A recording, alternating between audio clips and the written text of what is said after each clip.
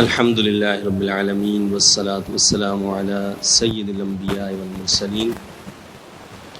الحمد للہ درس قرآن کی یہ نشست نمبر 245 ہے۔ اس سے پہلے سورہ النور کی آیت نمبر 29 تک درس دیا جا چکا ہے۔ آج انشاءاللہ تعالی سورہ النور کی آیت نمبر 30 سے درس کا آغاز ہوگا۔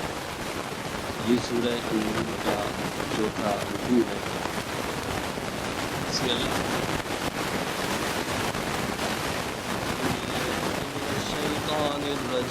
بسم اللہ الرحمن الرحیم۔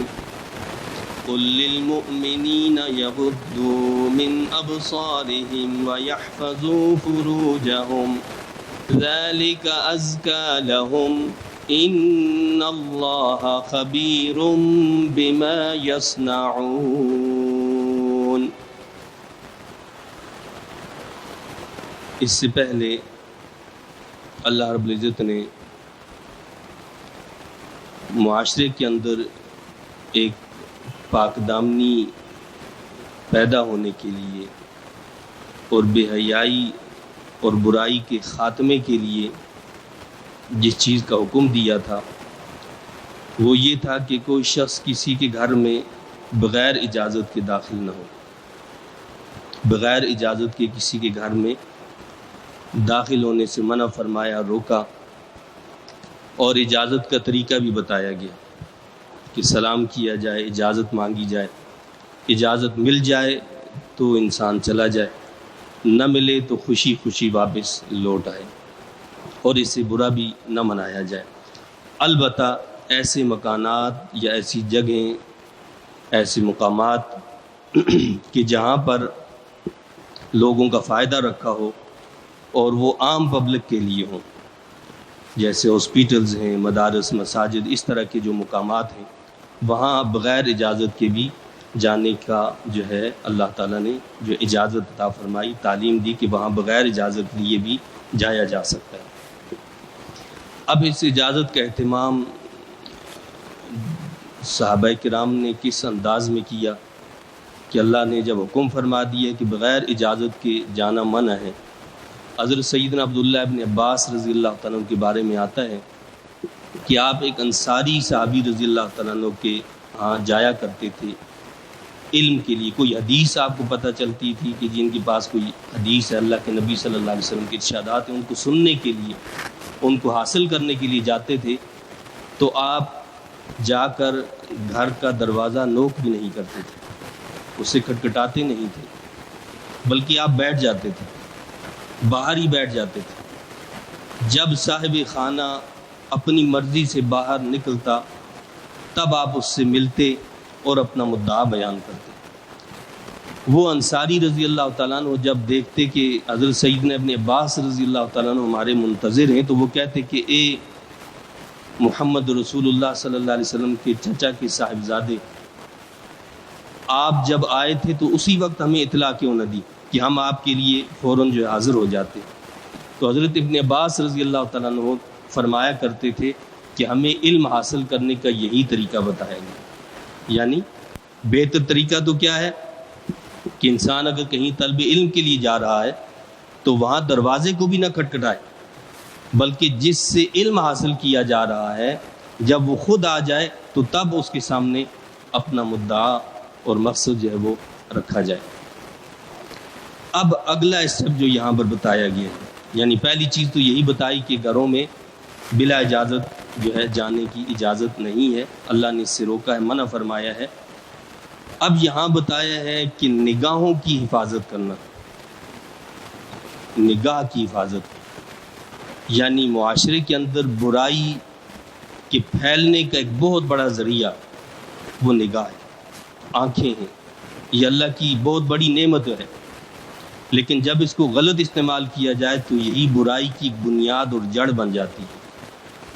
اسی لیے اللہ کے حبیب کریم صلی اللہ علیہ وسلم نے نگاہ کو جو ہے وہ کیا قرار دیا ہے کہ یہ شیطان کے تیروں میں سے ایک زہریلا تیر ہے۔ شیطان جو تیر چلاتا ہے اس کے تیروں میں سے زہریلا تیر جو ہے وہ نگاہیں ہیں، وہ آنکھیں ہیں۔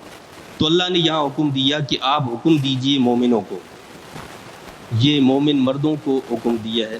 اس پہلی آیت کے اندر کیا فرمایا؟ آپ حکم دیجئے مومنوں کو کہ وہ نیچے رکھیں اپنی نگاہیں، یغضوا من ابصارہم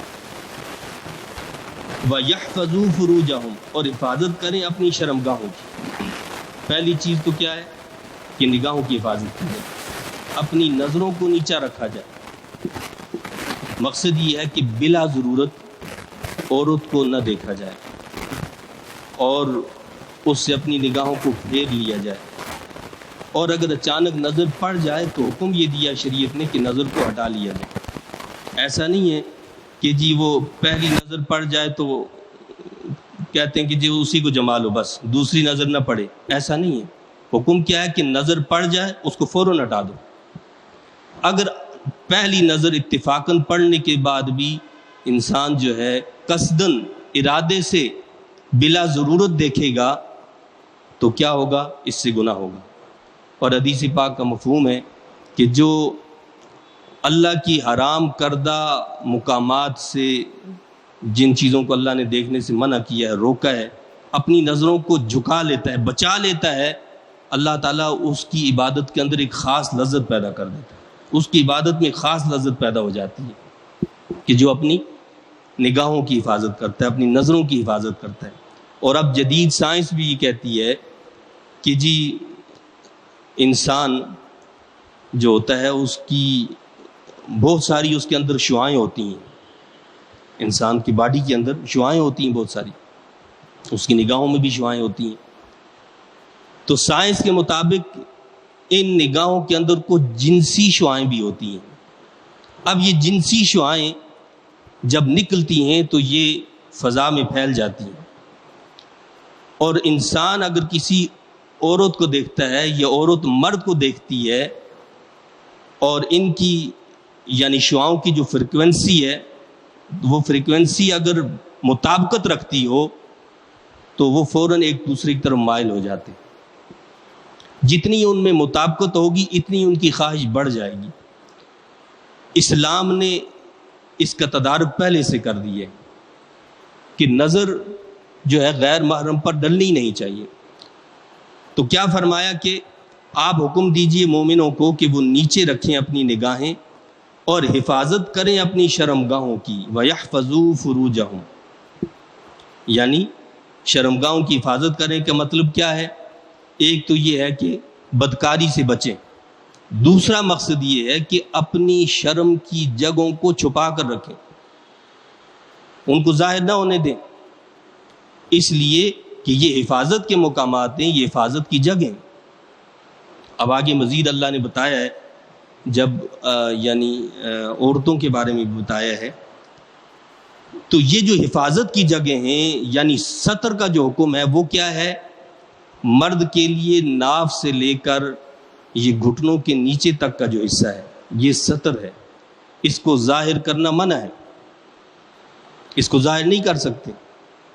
اور عورت کے لیے سر سے لے کر پاؤں تک پورا جسم جو ہے وہ ستر ہے، سوائے ہاتھوں کے، چہرے کے اور پاؤں کے ظاہری حصے کے، اوپر کا جو ظاہری حصہ ہے، اس کے علاوہ پورا جسم ستر میں شامل ہے، یعنی یہ ستر ہے، اس کو دیکھنا جائز نہیں ہے۔ اور عورت کے چہرے کو بھی بلا ضرورت دیکھنا جائز نہیں ہے۔ تو اللہ تعالیٰ نے کیا فرمایا کہ وَيَحْفَظُوا فُرُوجَهُمْ، اور وہ اپنی شرم کی جگہوں کی حفاظت کریں، شرم کے مقامات کو محفوظ رکھیں، اپنے ستر کو کھلنے نہ دیں۔ اور اب ہمارا معاشرہ یہ ہو گیا ہے کہ لوگ پورا لباس تو کیا پہنیں گے کہ وہ جو لباس پہنتے ہیں وہ لباس ایسا پہنتے ہیں کہ جو ستر کو بھی نہیں ڈھانپتا، یعنی اگر گھٹنوں سے اوپر ہے آپ نے کوئی چیز پہنی ہوئی، کوئی پاجامہ ہے، کوئی اور ایسی چیز ہے، تو اس کا مطلب ستر ہی کھلا ہوا ہے۔ اور اب چونکہ ماڈرن لوگ ہیں، ماڈرن زمانہ ہے، اور ماڈرن کا مطلب کیا ہے؟ ماڈرن کا مطلب یہ ہے کہ جی مغلوب ہیں ہم لوگ، اور غالب قوموں کو جو ہم سمجھتے ہیں کہ وہ بہت بڑی چیزیں ہیں، اس وقت جو ہے غیر مسلم معاشرہ اور اسلام دشمن قوتیں جو وہ غالب ہیں، تو غالب لوگ جو ہوتے ہیں ان کی ہر چیز اچھی لگنے لگتی ہے، ان کے معیار کو، ان کی تہذیب کو لوگ اپنانا اپنے لیے فخر محسوس کرتے ہیں۔ تو گویا اب یہ ہمارے معاشرے کے اندر بھی فخر بن گیا ہے، یعنی بجائے اس کے کہ اس پر شرم آئے، حیا آئے کہ انسان اپنے سطر کو جو ہے اس کا کھلا ہوا ہے، سر عام لوگ گھومتے ہیں، کوئی پرواہ ہی نہیں ہوتی ہے، ماں بہن بیٹی کے سامنے اسی طرح بیٹھے، کوئی مسئلہ ہی نہیں ہے۔ تو یہ شرم کی بات ہے۔ جو ماں باپ اگر اس طرح اپنے گھروں کے اندر رہیں گے، آپ بتائیے کہ ان کی اولاد ان سے کیا سیکھے گی؟ جو ان کی بیٹیاں ہوں گی، ان کی بہنیں ہوں گی، ان کی کہ بچے ہوں گے، وہ کیا سیکھیں گے اس سے؟ انہوں نے بھی وہی سیکھنا ہے جو وہ دیکھیں گے۔ اصل میں انسان جو ہے دیکھنے سے زیادہ سیکھتا ہے، پڑھنے سے کم سیکھتا ہے، دیکھنے سے زیادہ سیکھتا ہے۔ جو عمل ہوتا ہے، جو پریکٹیکل ہوتا ہے، وہ لاشعوری طور پر انسان میں ڈیولپ ہوتا رہتا ہے اور وہ اس کو اپناتا چلا جاتا ہے اور ہمیں اس کا احساس بھی نہیں ہوتا۔ تو اسلام بہرحال اس بات کی ہرگز اجازت نہیں دیتا کہ آپ نیکر پہن کر گھومتے رہیں اور وہ جو ہے گھٹنوں سے اوپر ہو۔ اللہ کے نبی صلی اللہ علیہ وسلم نے اس سے روکا ہے، منع فرمایا۔ اسی طرح بعض اوقات جو ہیں لوگ نماز کے لیے آتے ہیں اور نماز میں ایسا لباس پہن لیتے ہیں، کوئی ایسی پینٹ ہے، کوئی ایسا لباس انہوں نے پہنا ہوا ہے کہ جب وہ رکوع میں جاتے ہیں یا سجدے میں جاتے ہیں تو یہ جو سطر کا حصہ ہے وہ کھل جاتا ہے، یعنی پیچھے سے جو ہے سطر کا حصہ جب کھل جاتا ہے تو نماز نہیں ہوتی۔ اگر سطر کا حصہ کھل گیا، یہ جو ناف سے لے کر یہ گھٹنوں کے نیچے تک کا حصہ جو ہے، اگر اس میں سے کوئی حصہ کھل جائے گا تو نماز نہیں ہوگی۔ جب نماز نہیں ہوگی تو ہماری ساری محنت، ہماری ساری مشقت بیکار ہوئی۔ لہٰذا جب ہم نماز کے لیے آئیں تو نماز کے اتنے مسائل تو کم از کم ہمیں پتہ ہوں کہ کس چیز سے نماز ہو جاتی ہے اور کس سے نماز باطل ہو جاتی ہے، نماز ٹوٹ جاتی ہے۔ تو اللہ نے فرمایا ہے کہ آپ حکم دیجئے مومنوں کو کہ وہ نیچے رکھیں اپنی نگاہیں اور حفاظت کریں اپنی شرمگاہوں کی۔ ذالک ازکیٰ لہم، یہ طریقہ بہت پاکیزہ ہے ان کے لیے۔ نگاہوں کی حفاظت کرنا، شرمگاہوں کی حفاظت کرنا، یہ بہت پاکیزہ طریقہ ہے۔ ان اللہ خبیر بما یصنعون، بے شک اللہ تعالیٰ خوب آگاہ ہے ان کاموں سے جو وہ کیا کرتے ہیں۔ وَقُلْ لِلْمُؤْمِنَاتِ يَغْضُضْنَ مِنْ أَبْصَارِهِنَّ وَيَحْفَظْنَ فُرُوجَهُنَّ۔ اب یہ اگلی آیت ہے، یعنی عورتوں کو حکم دینے سے پہلے رب کائنات نے مردوں کو حکم دیا ہے پردے کا۔ مردوں کا پردہ کیا بتایا ہے؟ نگاہوں کی حفاظت، شرمگاہوں کی حفاظت، دو چیزیں بتائیں ہیں۔ کیا کرنی ہے؟ نگاہوں کی حفاظت کرنی ہے اور شرمگاہوں کی حفاظت کرنی ہے۔ لیکن یہاں اس بات کا بھی خیال رکھیں کہ میں نے جیسے کہا کہ بلا ضرورت نہیں دیکھ سکتے۔ اب پتہ چلا کہ ایک عورت جو ہے وہ دریا میں گر رہی ہے، وہ کسی حادثے کا شکار ہو رہی ہے، وہ آگ میں گر رہی ہے، وہ بے ہوش ہو کر گر گئی ہے۔ اب ہم کہیں نہیں جی ہم نے تو اس کو ہاتھ ہی نہیں لگانا ہے، ایسا نہیں ہے۔ وہاں ضرورت ہے کہ اس کو اٹھائیں، اس کی ہیلپ کریں اور اس کو ہاسپٹل تک پہنچا دیں یا اس کو بچائیں، اس کی زندگی کو محفوظ کریں۔ تو جہاں ضرورت ہے، ضرورت کے تحت اس کو ہاتھ لگایا جا سکتا ہے، بلا ضرورت نہیں، بلا ضرورت نہیں لگایا جا سکتے۔ تو اللہ نے یہاں پر مردوں کے بعد، مردوں کو حکم دینے کے بعد کس کو حکم دیا؟ عورتوں کو حکم دیا۔ فرمایا کہ اور آپ حکم دیجئے ایماندار عورتوں کو کہ وہ نیچی رکھا کریں اپنی نگاہیں اور حفاظت کیا کریں اپنی عصمتوں کی۔ وہ دو حکم جو مردوں کو دیے، ان دو حکموں کا ہی ذکر اگلی آیت میں مردوں کے بعد عورتوں کے لیے ہے کہ وہ بھی اپنی نگاہوں کی حفاظت کریں اور وہ بھی اپنی عصمتوں کی حفاظت کریں، اپنی شرمگاہوں کی حفاظت کریں۔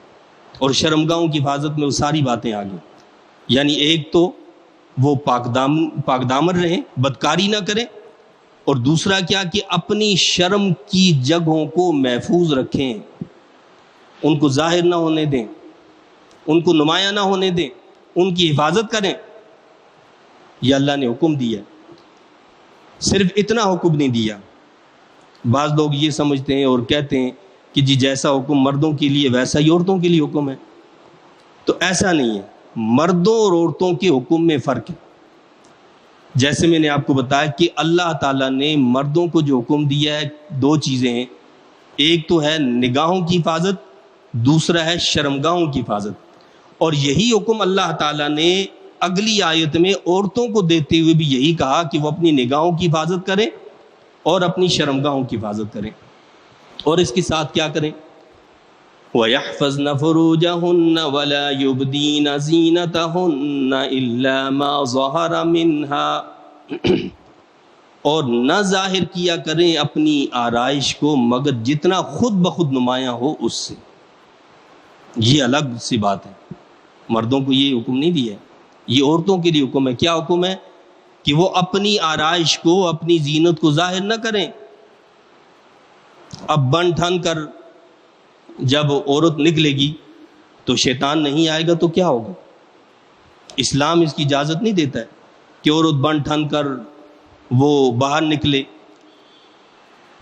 حضرت سیدنا ابو ہریرہ رضی اللہ تعالیٰ عنہ فرماتے ہیں کہ ابو القاسم، میرے محبوب ابو القاسم صلی اللہ علیہ وسلم نے، نبی کریم صلی اللہ علیہ وسلم نے ارشاد فرمایا کہ اللہ تعالیٰ اس عورت کی نماز قبول نہیں فرماتا جو مسجد میں تیز خوشبو لگا کر جائے۔ یعنی اگر کہیں مساجد میں، اس دور میں خواتین آیا کرتی تھیں، تو مساجد میں اگر خواتین نماز پڑھنے کے لیے بھی جاتی ہیں، فرمایا کہ اگر انہوں نے کوئی تیز خوشبو لگائی ہے اللہ تعالیٰ اس کی نماز کو قبول نہیں کرتا ہے، اس کی نماز قبول نہیں ہوتی۔ اور ایک حدیث شریف میں ایسی عورت کو زناکار، بدکار عورت قرار دیا ہے کہ جو خوشبو لگا کر باہر جاتی ہے اور مردوں تک وہ خوشبو پہنچتی ہے، تو جتنے مردوں تک اس کی خوشبو پہنچے گی گویا اس نے اتنے زنا کیے، اتنا بڑا جرم ہے۔ تو اللہ کے نبی صلی اللہ علیہ وسلم نے اس بات کو کیا کیا ہے؟ ناپسند فرمایا۔ اب دوسری بات یہ ہے یہاں کہ جیسے مردوں کے لیے حکم ہے کہ وہ عورتوں کو نہ دیکھیں، اور عورتوں کو حکم ہے کہ وہ مردوں کو نہ دیکھیں، یہ دونوں کے لیے حکم ہے۔ یعنی یوں سمجھیں کہ ہمارا دین اور ہماری شریعت کس بات کا حکم دیتی ہے کہ اگر ساری عورتیں برہنہ ہو جائیں، مرد کو اجازت نہیں ہے کہ وہ ان کی طرف نگاہ اٹھا کر دیکھیں۔ یہ مردوں کے لیے حکم ہے کہ مرد اس کو نہیں دیکھ سکتے، دیکھیں گے تو وہ گناہگار ہوں گے۔ اسی طرح عورتوں کے لیے حکم یہ کہ سارے مرد اگر نابینا بھی ہو جائیں، سارے مرد نابینا ہو جائیں، وہ تب بھی ان کے سامنے نہیں آ سکتی، وہ ان سے پردہ کریں گی۔ چنانچہ حدیث شریف میں آتا ہے کہ حضرت ام سلمہ رضی اللہ تعالیٰ عنہ اور حضرت میمونہ رضی اللہ تعالیٰ عنہ جو ہیں وہ نبی کریم صلی اللہ علیہ وسلم کے پاس بیٹھی ہوئی تھیں، امہات المومنین میں سے۔ تو اتنے میں حضرت ابن ام مکتوم رضی اللہ تعالیٰ عنہ تشریف لے آئے جو کہ نابینا صحابی تھے۔ تو اللہ کے نبی صلی اللہ علیہ وسلم نے فرمایا کہ تم پردے میں چلی جاؤ۔ تو حضرت ام سلمہ رضی اللہ تعالیٰ عنہ فرماتی ہیں کہ میں نے عرض کی، یا رسول اللہ صلی اللہ علیہ وسلم یہ تو نابینا ہیں۔ فرمایا کہ یہ نابینا ہے تو تم بھی نابینا ہو۔ کیا فرمایا؟ یہ اگر نابینا ہے تو کیا تم بھی نابینا ہو؟ یعنی مقصد یہ ہے کہ جس طرح مرد کو حکم یہ ہے کہ وہ عورت کو نہیں دیکھ سکتا، بالکل اسی طرح عورت کو حکم یہ ہے کہ وہ مرد کو نہیں دیکھ سکتی۔ بلا ضرورت عورت کو دیکھنا بھی منع ہے اور بلا ضرورت مرد کو دیکھنا بھی منع ہے۔ ہمارے معاشرے میں ایک بڑا وبال ہے، بڑی ہندوانہ رسمیں ہمارے اندر موجود ہیں، اور رسموں میں ایسے پابند ہیں، ایسے جکڑے ہوئے ہیں کہ ہم ان سے نکلنا چاہتے ہی نہیں، چاہے ہم مولوی ہوں، ہم قاری ہوں، ہم حافظ ہوں، مفتی ہوں، ہم عام آدمی ہوں، سب ایک ہی حال ہے، اوپر سے نیچے تک عجیب ہی حال ہے۔ کیا ہوتا ہے کہ جی وہ لڑکی کو دیکھنے کے لیے آ رہے ہیں، جی لڑکی کو دیکھنے کے لیے آ رہے ہیں لڑکے والے، اب اس لڑکی کو بنا سنوار کر سجا کر بٹھا دیا جاتا ہے۔ بعض جگہ تو چلو ٹھیک ہے، عورتیں آتی ہیں، وہ سمجھنے کی بات ہے، چلو قابل قبول کسی حد تک ہے، کسی حد تک۔ لیکن مردوں کا آنا یا مردوں کا بھی دیکھنا اور پھر اس لڑکی کا برہنہ ایک نیم برہنہ ہوتی ہے، مطلب جو اسلام نے جو آپ آگے پڑھیں گے جو حکم دیا ہے کہ ستر کیا ہے اس کی کوئی بھی خیال نہیں رکھتا، نہ سر پر دوپٹہ ہوگا اور جسم کے دیگر اعضاء بھی کئی کھلے ہوئے ہوں گے، اور وہ آتی ہے اور دیکھ کر چلے جاتے ہیں۔ اسلام اس کی اجازت نہیں دیتا ہے۔ ہاں اسلام نے کہا ہے ضرورت کے تحت دیکھا جا سکتا ہے، اور اللہ کے نبی صلی اللہ علیہ وسلم نے بعض صحابہ کرام سے یہ پوچھا بھی کہ جب وہ کہیں نکاح کرنا چاہ رہے تھے تو پوچھا کہ کیا تم نے اس کو دیکھا ہے جس سے نکاح کر رہے ہو؟ تو انہوں نے کہا کہ نہیں یا رسول اللہ صلی اللہ علیہ وسلم، تو آپ نے دیکھنے کا حکم دیا کہ دیکھو، اس لیے کہ فلاں قوم کی عورتیں جو ہوتی ہیں ان کی نگاہوں میں یہ مسئلہ ہوتا ہے یا وہ مسئلہ ہوتا ہے، اس طرح کی بات فرمائی اللہ کے نبی صلی اللہ علیہ وسلم۔ لیکن اس دیکھنے کا یہ مطلب نہیں ہے کہ آپ بیٹھ کر مجلس سجا کر جو دیکھیں، اس کے لیے کیا حکم ہے کہ چھپ کر دیکھا جائے، چھپ کر دیکھا جائے اور نیچرل وے میں دیکھا جائے، اس کی نیچرل حالت۔ اب بن سنور کر بیوٹی پارلر میں جا کے لڑکی کچھ سے کچھ بن جاتی ہے، اس کی شکل کچھ ہے وہ بن کچھ جائے گی، وہ بوڑھی ہے جوان آپ کے سامنے نظر آئے گی، تو بھائی یہ کیا ڈرامہ ہے؟ یہ کھیل تماشا ہے اسلام کے ساتھ، دین کے ساتھ، اور دراصل اپنے ساتھ اپنے آپ کو دھوکہ دینا ہے۔ اسلام ہرگز اس کی اجازت نہیں دیتا۔ چھپ کر دیکھنے کی اجازت ہے، یہ والدین کی ذمہ داری ہے کہ وہ کس طرح چھپ کر اپنی بیٹی کو دکھا سکتے ہیں، والدین کی ذمہ داری ہے، اور بیٹی کو پتہ بھی نہ چلے اور اس کو وہ دکھا سکتے ہیں۔ اس صورت میں چھپ کر وہ دیکھے، دیکھنے والا جس کا غرض ہے نکاح، جس کا مقصد ہے کہ میں نے نکاح کرنا ہے، تو چھپ کر وہ دیکھ سکتا ہے، سر عام مجلس میں نہیں دیکھ سکتا کہ آ کر بیٹھے اور وہ چلے گئے۔ اور پھر ہمارے ماحول اور معاشرے کی زیادتی اور ظلم یہ ہے، اس بچی کو، اس لڑکی کو بتا دیا جاتا ہے کہ جی تمہیں دیکھنے کے لیے آئیں گے اور وہ یہ نہیں کرنا، وہ اب وہ آتے ہیں اور دیکھتے ہیں جی، اور اپنے ڈرامے بازی جو بھی کر کے چلے جاتے ہیں، اور جواب ملتا ہے کہ جی ہمیں تو پسند ہی نہیں آئی، ہمیں پسند ہی نہیں آئی ہے۔ جب ہم کسی کی بیٹی کو دیکھنے جاتے ہیں تو سارا بال اس کے ایسے، آنکھ ایسی ہے ٹیڑھی ہے اور ناک ایسی ہے فلاں، یہ اوپر سے نیچے تک پتہ نہیں کیا کیا باتیں بناتے ہیں۔ جب ہماری بیٹی کو کوئی دیکھنے آتا ہے وہ یہ باتیں کرتا ہے تو پھر ہمیں بری لگنے لگتی ہیں۔ تو بھائی پہلے اپنے آپ پر اپنا جائزہ لیں، ہمیشہ آپ یہ سوچیں کہ یہ کام میرے ساتھ ہو تو مجھ پر کیا گزرے گی، یہ سوچتے ہوئے ہمیں دوسرے کی بیٹی کا بھی خیال رکھنا چاہیے، دوسرے کی بیٹی کا بھی خیال رکھنا چاہیے اس وقت۔ تو کیا ہوتا ہے کہ جی کہا جاتا ہے کہ جی ہمیں تو پسند ہی نہیں آئی، اب وہ ایک ہو جائے چلو کوئی مسئلہ نہیں ہے، دو ہو جائیں کوئی مسئلہ نہیں، اب پتہ چلا کہ جی وہ 1 2 4 10 اور کئی رشتے آئے اور ختم ہو گئے، بچی پر نفسیاتی طور پر کتنا برا اثر پڑتا ہے۔ وہ سمجھتی ہے کہ اس معاشرے کی سب سے بدترین مخلوق اگر ہوں تو میں ہوں۔ بعض اوقات ایسے یعنی کئی مثالیں موجود ہیں کہ خودکشیاں کر لیں کہ جی ہم جو ہیں اس کائنات میں سب سے برے ہیں۔ یہ ساری چیزیں دراصل ہمارے ماحول اور معاشرے کی زیادتی ہیں، یہ ہمارے والدین کی غیر ذمہ دارانہ جو رویے طریقے، یہ وہ ہیں جو معاشرے کے اندر یہ فساد اور یہ بے حیائی برپا کرتے ہیں۔ اسلام اجازت نہیں دیتا۔ اب بھی ہم دیکھتے ہیں، آپ گاؤں دیہاتوں میں چلے جائیں، وہاں کیا ہوتا ہے، بڑوں میں بات ہو جاتی ہے، ماں باپ ہیں ان کی آپس میں گفتگو ہوتی ہے، لڑکی کو کوئی پتہ ہی نہیں ہوتا ہے۔ ٹھیک ہے، اس سے اجازت، ظاہر بات ہے جب شادی کی جائے گی تو اس سے پہلے اجازت بھی اس سے لی جاتی ہے، وہ بات کی باتیں، لیکن اس وقت جب معاملات طے ہوتے ہیں، بڑے افراد جو ہوتے ہیں وہ آپس میں بات کر لیتے ہیں، گھر والوں تک یعنی بچی تک یہ بات پہنچتی نہیں ہے اور سارے معاملات ہو رہے ہیں، آج اب تک ہو رہے ہیں۔ یعنی گاؤں دیہاتوں میں آج بھی یہ معاملات اسی طرح طے ہوتے ہیں۔ تو ہم کیسے سمجھتے ہیں کہ جی یہ سارے معاملات اس طرح نہیں ہو سکتے؟ ہاں یہ ایک الگ بات ہے، جب ہم ایسے کرنا ہی نہیں چاہتے تو کیسے ہوں گے نہیں۔ اور جب ہم اسٹیپ لیں گے اور ہم یہ سمجھیں گے کہ یہ بے حیائی ہے، یہ برائی ہے، ہماری عورتیں غیر محرموں کے سامنے آ رہی ہیں، غیر محرموں کی عورتیں ہمارے سامنے آ رہی ہیں، ابھی کوئی نکاح نہیں ہے، ابھی کوئی رشتہ نہیں ہے، ابھی کچھ ایسا معاملہ ہی نہیں ہے، اور سب چیزیں ہم ہضم کر جاتے ہیں اور اپنے لیے ایک بڑا فخر سمجھتے ہیں۔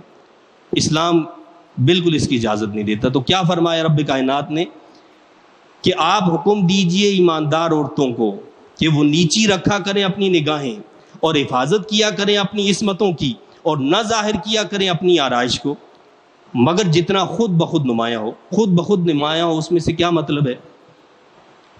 لباس ہوتا ہے ایک ظاہری لباس ہوتا ہے, ایک باطنی لباس ہوتا ہے. ظاہری لباس کیا ہے؟ یہ ہم نے جو کپڑے پہنے ہیں, جو لباس پہنا, یہ ظاہری لباس ہے. ایک لباس ہے باطنی لباس, پوشیدہ لباس, وہ ہے زیور, اس قسم کی چیزیں جو ہیں یہ باطنی لباس. اب ظاہر بات ہے کہ جو چیزیں ظاہر ہونے والی ہیں, ہمارا لباس جو ہم نے پہنا وہ تو نظر آئے گا, یا ہمارے جو ہاتھوں میں اگر مہندی لگی ہے, آنکھوں میں اگر سرما لگا ہے, یہ بالکل ایسی چیزیں کہ جن کو نہیں چھپایا جا سکتا نا. تو فرمایا کہ الا ما ظہر منہا, جتنا خود بخود نمایاں ہو اس کے علاوہ کیا کرنا ہے؟ اپنی زینت کو ظاہر نہیں ہونے دینا. اگلی بات سنیں اللہ نے کیا فرمایا. یہ قرآن کریم کی سورہ نور ہے, سورہ نور کی آیت نمبر 31 ہے. اور یہ بھی یاد رکھیں یہ سورہ نور کی جو آیات ہیں یہ ستر عورت کے حوالے سے, یہ حجاب اور پردے کے لیے نہیں. حجاب اور پردے کی جو آیات ہیں وہ سورہ احزاب کے اندر ہیں, لیکن آپ ستر کے حوالے سے احکامات دیکھیں اللہ نے جو دیے, کیا اس پر ہم پورا اترتے ہیں؟ ستر عورت ہمارا پورا ہوتا ہے؟ کیا فرمایا اللہ نے؟ إِلَّا مَا ظَهَرَ مِنْهَا وَلْيَضْرِبْنَ بِخُمُرِهِنَّ عَلَى جُيُوبِهِنَّ, اور ڈالے رہیں اپنی اوڑھنیاں اپنے گریبانوں پر. وَلْيَضْرِبْنَ بِخُمُرِهِنَّ, وہ اپنی اوڑھنیوں کو اپنے گریبانوں پر ڈالے رہیں. زمانہ جاہلیت میں ہوتا یہ تھا کہ عورتیں جو ہیں جب باہر نکلتی تھیں وہ اپنے خمار جو ہوتا ہے, یہ کہتے ہیں خمر اس کی جمع ہے, یہاں خمر کا لفظ استعمال کیا ہے. تو خمار کیا ہوتا ہے؟ اوڑھنی, دوپٹہ. دوپٹہ جسے ہم کہتے ہیں اسے کہتے ہیں خمر یعنی خمار. اب وہ کیا کرتی تھیں کہ اپنے سر پہ تو دوپٹہ ڈالتی تھیں لیکن اس کو سر پہ ڈال کر پیچھے پھینک دیتی تھیں. یعنی اس دوپٹے کو پیچھے پھینکنے کا مطلب کیا ہوتا تھا کہ آپ کا گلا کھل گیا, آپ کا سینہ کھل گیا اور یہ ظاہری ہے جو وہ آپ کی کھل گئی. اللہ نے کیا فرمایا کہ ڈالے رہیں اپنی اوڑھنی اپنے گریبانوں پر. اس میں اٹریکشن رکھی ہے اللہ تعالیٰ نے. عورتوں کا جو سینہ ہے اس لیے اس کو چھپانے کا حکم دیا ہے. وہ زمانہ جاہلیت کے اندر جو عورتیں کیا کرتی تھیں, زمانہ جدید کی جاہلیت میں بھی وہی کچھ ہو رہا, اس سے 2 قدم آگے. کم از کم وہ زمانہ جاہلیت کی عورتیں اتنا تو کرتی تھیں کہ سر پر دوپٹہ رکھا کرتی تھی اور اسے پیچھے پھینکا کرتی تھی.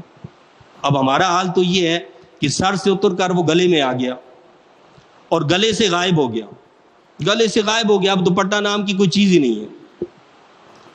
گلے میں بھی آیا تو آگے نہیں آیا. اسلام تو کہتا ہے کہ آپ اپنے سینے پر ڈال کر رکھو, اس کو چھپا کر رکھو, لیکن ہم نے تو اس کو جاہلیت کے جو طریقے اسی کے مطابق پیچھے ڈال دیا. پیچھے ڈالنے کا کیا مقصد بھائی؟ جو اٹریکشن کے مقامات ہیں, جو چیزیں وہ تو ظاہر ہیں, سامنے ہیں, آپ نے پیچھے ڈال کر جو ہے یہ کیا کام کیا؟ اللہ فرماتا ہے کہ اور ڈالے رہیں اپنی اوڑھنی اپنے گریبانوں پر. تو یہ یاد رکھیں وہ لوگ جو یہ کہتے ہیں کہ جی قرآن نے کہاں کہا ہے کہ عورتیں بالوں کو چھپا لیں.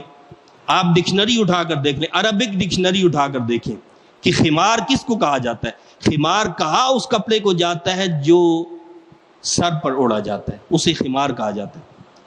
یہ عربی ہے, عربی زبان کی ڈکشنریوں کو آپ اٹھا کر دیکھیں, آپ کو پتہ چل جائے گا کہ خمار کون سا کپڑا ہے. تو خمار وہی کپڑا ہے جسے سر پر اوڑھا جاتا ہے. یہ بھی عجیب اتفاق ہے. آج 3 سپٹمبر ہے اور 4 سپٹمبر کو یوم حجاب منایا جاتا ہے پوری دنیا کے اندر. یوم حجاب کے نام سے جانا جاتا ہے. غالباً 2001 میں فرانس کے اندر پردے پر پابندی لگی, نقاب پر, حجاب پر پابندی لگی. 2001 دیکھیں اور پھر 2019 کو دیکھیں جب کووڈ کا سلسلہ شروع ہوا کہ وہاں پر مسلم خواتین پر پابندی لگی کہ جی یہ نقاب نہیں کر سکتی. میرے رب نے ایسا عذاب نازل کیا کہ اب عورتیں کیا مرد بھی نقاب کر کے گھومتے ہیں, نقاب کے بغیر نہیں گھومیں گی جی. یہ ماسک کیا ہے؟ نقاب ہی تو ہے. اس معاملے سے پہلے یعنی فرانس میں جو معاملہ ہوا، پابندی لگائی انہوں نے حجاب پر، پردے پر، ایک ایسا کلپ نظر سے گزرا کہ کسی یورپ کے ممالک میں سے کسی خاتون کو، مسلم خاتون کو جو ہے اس پر روک دیا گیا کہ جی آپ نے یہ حجاب پہنا، اس کو ہٹا دیں.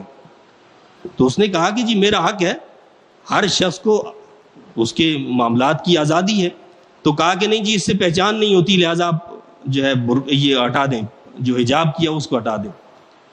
تو چونکہ مسلم خاتون تھی اور اس نے الحمدللہ اس کے اندر مسلم ہونے کا جذبہ بھی تھا، ہمارے جیسے مسلمان نہیں تھے وہ، اس مسلم خاتون نے فوراً اپنے جو ہے پرس وغیرہ جو بھی چیز تھی اس نے ماسک نکالا اور فوراً ماسک کو پہن لیا، اور پھر اس نے جرح کی. اس نے کہا کہ یہ میرا قانونی حق ہے، جائیں آپ عدالت میں جائیں اور یہ میرا قانونی حق ہے، اب اس کو نہیں اتاروں گا. تو آپ یہ دیکھیں میرے رب نے کس طرح مسلط کر دیا. وہ لوگ جو کہتے تھے کہ جی وہ کپڑا لگا دیں جی سانس گھٹ جاتی ہے، اب وہ سانس کیوں نہیں گھٹتی ہے؟ اب وہ سانس کہاں چلی گئی؟ مطلب یہ ہے کہ ہم لوگ اصل میں شریعت کو فالو نہیں کرنا چاہتے، ہم اللہ اور اس کے رسول کی تعلیمات کو ان کی پیروی نہیں کرنا چاہتے، اس لیے یہ سارے مسئلے پیدا ہوتے ہیں، یہ ساری مشکلات اسی لیے پیش ہوتی ہیں کہ ہم ماننا نہیں چاہتے. اور جب ماننا چاہتے ہیں اور چاروں ناچار ہمیں ماننا پڑتا ہے ماسک کی شکل میں، تو پھر ہم اس کے بغیر صرف ماسک ہی نہیں، اب تو پورا سر سے لے کر پاؤں تک لباس پہنتے ہیں جی ڈاکٹرز جو ہیں. اور وہ نرسیں جو عام حالات کے اندر بالکل ایک نیم برہنہ صورتحال میں گھوما کرتی تھیں، اب اوپر گاؤن ہوتا ہے اور یہ یہاں پر یہ ہوتا ہے اور وہاں پر وہ، اور ساری چیزیں بالکل پیک. موت سے بچ جائیں گے. ایسے تو موت سے نہیں بچ سکتے، موت کا وقت اللہ نے جو مقرر کیا وہ ہوگا، ٹھیک ہے. لیکن کہنے کا مقصد یہ ہے کہ جو حجاب پر پابندی لگاتے ہیں، میرے رب نے یہ عذاب مسلط کیا کہ مسلم خواتین کا تو یہ عمل ہے، یہ ان کا کردار ہے، وہ اس لیے فالو کرتے ہیں اس کو کہ اللہ کا حکم ہے، اللہ کے نبی کا حکم ہے، اس لیے اس پر وہ عمل کرتے ہیں. اب وہ جان، وہ پہچان کی جی پہچان نہیں ہوگی اس لیے اس کو ہٹا دیا، وہ کہاں چلا گیا؟ اب کیسے پہچان ہو جاتی ہے؟ اب تو کہتے ہیں ماسک کو ہٹائیں نہیں کہ جی وہ جراثیم ہماری طرف آ جائیں گی، کہیں ہم جو ہے اس کا شکار نہ ہو جائیں. تو میرے رب نے فرمایا اور ڈالے رہیں اپنی اوڑھنی اپنے گریبانوں پر. اگلی بات اللہ نے فرمائی وَلْيَضْرِبْنَ بِخُمُرِهِنَّ عَلَى جُيُوبِهِنَّ وَلَا يُبْدِينَ زِينَتَهُنَّ إِلَّا لِبُعُولَتِهِنَّ أَوْ آبَائِهِنَّ أَوْ آبَاءِ بُعُولَتِهِنَّ أَوْ أَبْنَائِهِنَّ أَوْ أَبْنَاءِ بُعُولَتِهِنَّ أو إخوانهن أو بني إخوانهن أو بني أخواتهن أو نسائهن أو ما ملكت أيمانهن أو التابعين غير أولي الإربة من الرجال أو الطفل الذين لم يظهروا على عورات النساء ولا يضربن بأرجلهن ليعلم ما يخفين من زينتهن وتوبوا إلى الله جميعا أيها المؤمنون لعلكم تفلحون. اب یہاں رب کائنات نے وہ فہرست بتائی ہمیں کہ جن کے سامنے زینت کو ظاہر کیا جا سکتا ہے. غور سے سنیں آپ اس کو کہ کون سے لوگ ہیں جن کے سامنے ہم زینت کو ظاہر کر سکتے ہیں اور کون لوگ ہیں جن کے سامنے ہم زینت ظاہر نہیں کر سکتے. لیکن ایک طرف ہماری سوسائٹی، ہمارا معاشرہ ہے جہاں ہمیں سکھایا کیا جاتا ہے، ڈراموں میں، فلموں میں سکھایا جاتا ہے کہ ایک کلپ جو ہے وہ دیکھا کہ اس میں ایک دیور جو ہے وہ آتا ہے، کوئی اس کو کامیابی ملی جو بھی ہوا، اور اس کی بھابھی جو ہے اس کو کیا کہتی جی کانگریچولیشنز ٹو یو، اس کو مبارکباد دیتی ہے اور اس کو باہوں میں لیتا ہے وہ کون؟ اس کا دیور. باپ آتا ہے اور وہ ڈانٹتا ہے اور کہتا ہے کہ تمہیں پتہ نہیں ہے کہ یہ تمہاری جو بھابھی ہے. آپ یہ دیکھیں کہ ان ڈراموں میں، ان فلموں میں سکھایا کیا جا رہا ہے. اب کیا ہوتا ہے وہاں جو منظر پیش کیا جاتا ہے اس میں یہ پیش کیا جاتا ہے، کہا جاتا ہے، یعنی وہ لڑکا کہتا ہے، بیٹا کہتا ہے باپ کو کہ جی آپ کی اصل میں جو سوچ ہے نا وہ خراب ہے. کیا ہے؟ سوچ خراب ہے جی آپ کی. یہ ہمارے معاشرے کا ذہن بنایا جا رہا ہے. باپ کو کہتا ہے کہ آپ کی سوچ خراب ہے. قانون بنانے والا رب، ہمیں بنانے والا، پیدا کرنے والا ہمارا مالک، وہ ہمیں زیادہ جانتا ہے یا کوئی اور زیادہ جانتا ہے؟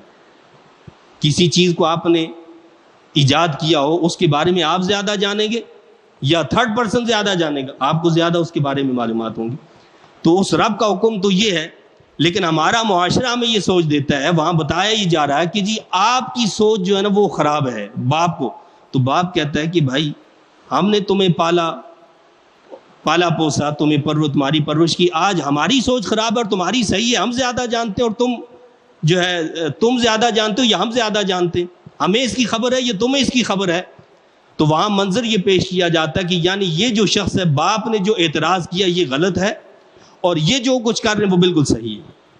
وہاں اس طرح کی پھر وہ چیزیں چلائی جاتی ہیں اور پیچھے اس قسم کے ڈائلاگز ہوتے ہیں جس کا مقصد یہ ہوتا ہے کہ جی یہ ایک غلط سوچ ہے، یہ خراب سوچ ہے. ان کے ذہنوں کے اندر خرابی ہے. اصل میں کیا واضح کیا جاتا ہے کہ اگر مولوی کہہ دے، علماء یہ کہہ دیں کہ بھائی محارم اور غیر محارم کا اہتمام رکھیں، غیر محرم سے پردہ کریں، کہتے ہیں جی آپ کی سوچ خراب ہے، ہماری سوچ خراب ہے. تو نعوذ باللہ کیا کہو گے؟ اللہ کے نبی کی سوچ پر پھر کیا حکم لگاؤ گے؟ اللہ پر کیا حکم لگاؤ گے؟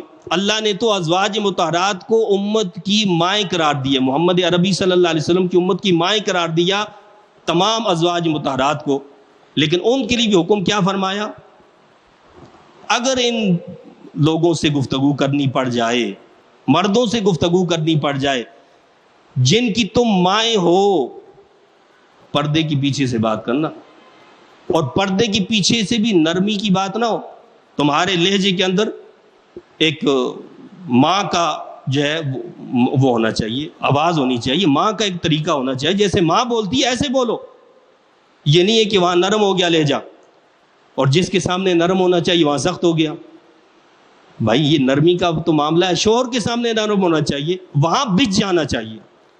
اور ہمارا معاشرہ الٹا ہے، شوہر کے سامنے ہم شیر اور لوگوں کے سامنے لومڑی. یہ طریقہ ہمارا ہے. اللہ نے کیا فرمایا؟ فرمایا کہ اور نہ ظاہر ہونے دے اپنی آرائش کو مگر اپنے شوہروں کے لیے. سب سے پہلا جو نمبر آتا ہے وہ شوہر کا ہے. جو مقام شوہر کا ہے وہ کسی دوسرے کا ہے ہی نہیں ہے، یعنی شوہر سے تو کوئی پردہ ہی نہیں ہے. سب سے بڑا مقام شوہر کو حاصل ہے. اب شوہر کے بعد جو محارم ہیں وہ کون لوگ ہیں؟ ان کا ذکر کیا اللہ نے کہ ان کے سامنے اگر زینت کھل جائے. اس بات کا بھی خیال رکھیں کہ یہاں بھی اسٹیپ بائی اسٹیپ ہے. جو مقام شوہر کا ہے وہ باپ کا نہیں ہے. جو چیز عورت جو ہے اپنے شوہر کے سامنے کھول سکتی ہے اپنے باپ کے سامنے نہیں کھول سکتی. جو باپ کے سامنے کھول سکتی ہے بھائی کے سامنے نہیں کھول سکتی. جو بھائی کے سامنے کھول سکتی ہے بیٹے کے سامنے نہیں. یہ اسٹیپ بائی اسٹیپ اس کا بھی معاملہ ہے. یہ نہیں ہے کہ جی بس اب سب ایک ہی ہیں. تو کیا فرمایا کہ اپنی آرائش کو ظاہر نہ ہونے دیں مگر اپنے شوہروں کے لیے یا اپنے باپوں کے لیے. باپ محرم ہے، اس کے سامنے زینت کی جا سکتی ہے، اس کو کے سامنے ظاہر کی تو کوئی گناہ نہیں ہے. اب باپ میں سارے اوپر تک کی اسٹیپ شامل ہیں، دادا پر دادا جتنے بھی اوپر تک ہیں.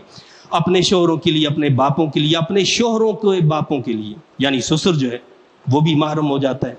تو پھر سسر سے اوپر اسٹیپ بائی اسٹیپ جتنے بھی ہیں وہ سب محرم میں شامل ہوں گے، ان کے سامنے بھی زینت کی جا سکتی ہے. یا اپنے شوہروں کے باپوں کے لیے، اپنے بیٹوں کے لیے یا اپنے خامدوں کے بیٹوں کے لیے، یعنی سوتیلے جو بیٹے ہوتے ہیں ان کے سامنے بھی زینت ظاہر کی جا سکتی ہے. یا اپنے بھائیوں کے لیے، اپنے بھائی جو ہیں وہ بھی محرم ہیں. یا اپنے بھتیجوں کے لیے، اپنے بھتیجے، شوہر کے بھتیجے نہیں، اپنے بھتیجے، ان کے سامنے زینت ظاہر کی جا سکتی ہے. یا اپنے بھانجوں کے لیے، عورت اپنے بھانجوں کے سامنے زینت ظاہر کر سکتی ہے، شوہر کے بھانجوں کے سامنے نہیں، وہ غیر محرم ہے.